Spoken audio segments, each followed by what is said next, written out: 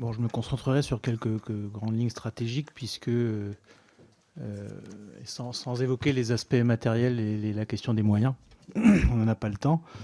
Ça a été dit au début, pas de défense sans stratégie, pas de stratégie sans vision de l'état du monde et du rôle de la France en son sein. Et je vous remercie donc de vous plier à une audition par la Commission des Affaires étrangères. Alors, de ce point de vue, les objectifs affichés, les deux principaux objectifs affichés de la LPM sont la consolidation de notre autonomie stratégique et en parallèle la construction d'une autonomie stratégique européenne. Moi, je questionne la compatibilité de ces deux objectifs en 2023, hein, pas dans l'absolu. Dès lors qu'il est illusoire de croire que l'UE s'émancipera de l'OTAN à l'horizon visible. À tort, à mon sens, certains pays, et non des moindres, de l'Europe pensent que les États-Unis interviendraient sur un théâtre européen en cas de nécessité.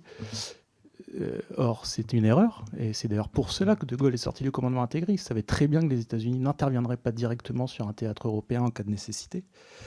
Je ne parle pas d'appui, hein, je parle d'intervention. Voilà. Et or, à l'inverse, l'appartenance au commandement intégré, elle nous oblige directement ou indirectement à s'aligner sur certains objectifs de l'OTAN qui, à nos yeux, sont contradictoires avec cette volonté d'autonomie stratégique et contradictoires avec la clarté même de notre stratégie. On a deux exemples récents. Sur l'Ukraine, Macron a avancé des idées de bon sens. Le président Macron, pardon, a avancé des idées de bon sens, notamment sur le fait que tôt ou tard, on sera bien obligé de négocier avec des ennemis, parce que c'est ça la négociation, c'est pas autre chose.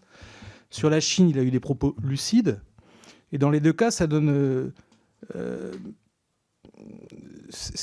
l'impression qu'il est conscient qu'une stratégie purement militaire, qui va de pair par ailleurs avec l'expansion permanente des théâtres d'opération de l'OTAN, c'est dangereux d'une manière générale pour la paix, et c'est évidemment nuisible à notre indépendance. Le problème, c'est que derrière, on a des rétro-pédalages, des gènes de la majorité, là où le président affirme à des moments cruciaux la volonté d'une indépendance, d'un équilibre. Alors lui, il dit équidistance, nous on préfère dire non-alignement, mais bon, c'est pas... On a le sentiment que derrière, il y a toujours un retour de balancier où finalement il est obligé de se justifier, et donc on a l'impression qu'au lieu d'avoir une stratégie claire, on a un mouvement de balancier permanent. Donc qu'en est-il ?